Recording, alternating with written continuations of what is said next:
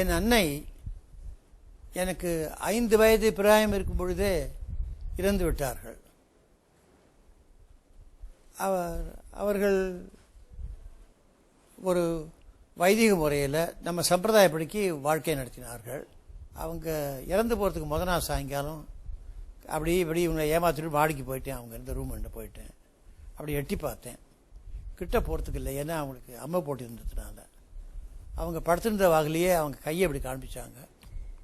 அந்த ஆசீர்வாதம் என்னை வாழ்க்கையில் முன்னுக்கு வர வச்சது.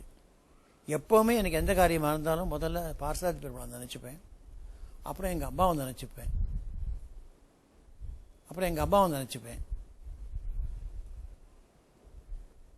எப்போவுமே எந்த காரியமாக இருந்தாலும் பார்சாதி பெருமாள் நினச்சிப்பேன், எங்கள் அம்மாவை நினச்சிப்பேன். அப்படியே என் செயலில் ஈடுபடுவேன். எல்லாம் நல்லபடியாக எனக்கு வாழ்க்கை அமைஞ்சது. அதுக்கு அவளுடைய ஆசி முக்கியமான காரணம்னு